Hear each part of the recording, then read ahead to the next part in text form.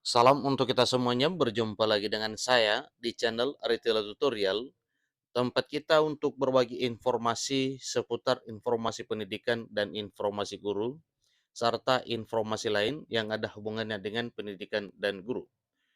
Pada pertemuan kali ini, saya menyapa seluruh Bapak Ibu honor sana air yang selalu setia melaksanakan tugas tanpa mengenal lelah dalam hal melaksanakan kegiatan pelayanan publik di instansi pemerintah pusat maupun instansi pemerintah daerah.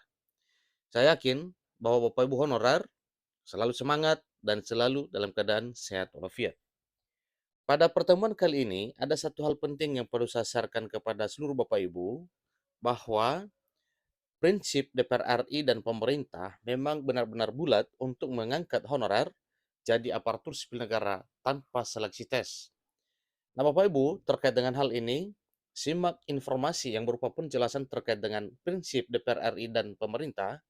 Dan jangan lupa tekan tombol subscribe, share, dan komen, serta nyalakan tombol notifikasinya supaya semua informasi yang disalurkan melalui channel ini selalu update di layar Bapak Ibu.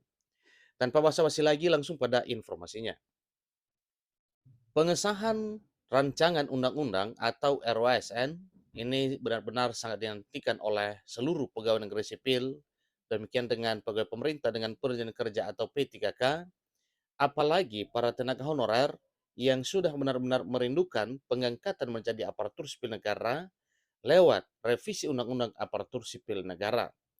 Maka suatu hal yang wajar kalau semua pihak kepegawaian dalam arti PNS, P3K, dan pegawai honorer merindukan keabsahan atau pengesahan dari revisi Undang-Undang Aparatur Sipil Negara atas perubahan Undang-Undang Nomor 5 Tahun 2014 tersebut.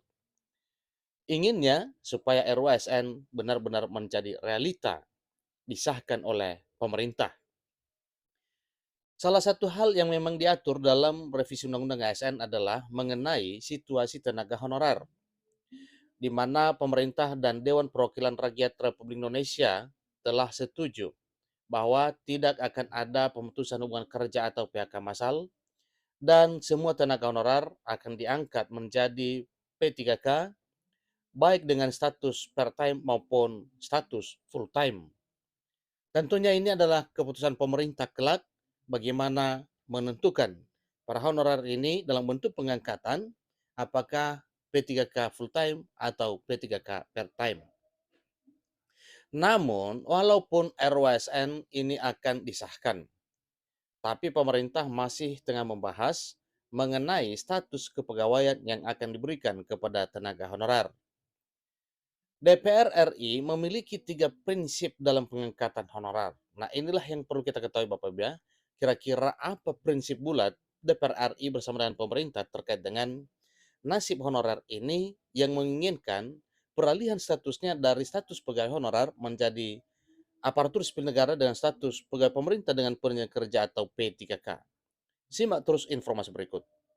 Ini pertama, tidak akan ada PHK massal terhadap tenaga honorer dan ini sudah dijamin oleh pemerintah dan bahkan ini juga merupakan satu instruksi Presiden Jokowi selaku Presiden Republik Indonesia kepada jajaran pemerintah dalam hal ini adalah Menteri Penanggulangan Aparatur Negara dan Reformasi Birokrasi Menpan RB supaya benar-benar dicarikan jalan solusi terbaik yang merupakan jalan tengah untuk menyelesaikan dan menuntaskan persoalan honorer. Itulah pun pertama yang merupakan prinsip dari DPR RI. Yang kedua, tidak akan ada pengurangan pendapatan dari yang telah diterima honor selama ini. Mengenai hal ini, jangankan berkurang, pemerintah pun berupaya supaya honorer semakin sejahtera lewat pengangkatan menjadi ASN P3K. Yang ketiga, tidak akan berdampak pada penambahan beban keuangan negara. Jadi walaupun sebenarnya ada juga pernyataan dan ada sorotan terkait dengan poin ketiga, bagaimana tidak berdampak pada keuangan negara kalau semua honorer akan diangkat menjadi ASN, sebagaimana solusi yang disampaikan oleh Menpan RB. Namun kesemuanya ini kembali ke bunda pemerintah ya, bersama dengan DPR RI, dan tentunya ini akan mempertimbangkan kepada stakeholder terkait seperti Menteri Keuangan, Menteri Dalam Negeri, dan jajaran kementerian lainnya, dan juga asosiasi pemerintah, baik asosiasi pemerintah kabupaten kota, demikian dengan asosiasi pemerintah provinsi. Namun bila melihat prinsip-prinsip tersebut, tampaknya ada ketidaksesuaian dengan situasi di negara ini. Prinsip pertama menunjukkan bahwa seluruh 2,3 juta tenaga honorer akan diangkat menjadi P3K. Sementara itu prinsip ketiga berkaitan dengan situasi keuangan negara yang tengah sulit. Tapi kesemuanya mungkin telah dipikirkan oleh pemerintah terkait dengan bagaimana kebijakan terbaik untuk menuntaskan honorer ini. Pendapat ini ditegaskan oleh anggota Komisi 2 DPR RI yaitu Mardani Alisera. Beliau mengatakan jika kita hitung jumlah ASN dan P3K tidak akan melebihi 3 juta. Jika reformasi birokrasi berjalan lancar, saat ini yang ada sekitar 3,9 juta, ditambah nanti dengan 2,4 juta, jumlahnya hampir mencapai 6 juta orang. Inilah nanti jumlah ASN yang ada ketika semua honorer yang 2,3 juta ini diangkat menjadi aparatur sipil negara. Dengan 2,4 juta jumlahnya hampir mencapai 6 juta. Jadi ini akan menjadi beban yang besar bagi Kementerian Keuangan dan pemerintah. Ini ujar Mardani Alisera selaku anggota Komisi 2 DPR RI yang dikutip dari saluran YouTube TV Parlemen pada hari Sabtu 26 Agustus 2023. Ini masih merupakan gagasan untuk membantu tenaga honorer agar pada tanggal 28 November 2023 tidak akan ada yang disisihkan atau tersisihkan dan status mereka benar-benar jelas. Jadi ada kejelasan karena memang ini adalah satu dambaan para honorer dan juga merupakan satu komitmen pemerintah bersama dengan DPR RI untuk mengangkat seluruh honorer menjadi aparatur sipil negara. Penunjukan P3K paruh waktu akan mempertimbangkan beban kerja dari posisi yang mereka pegang.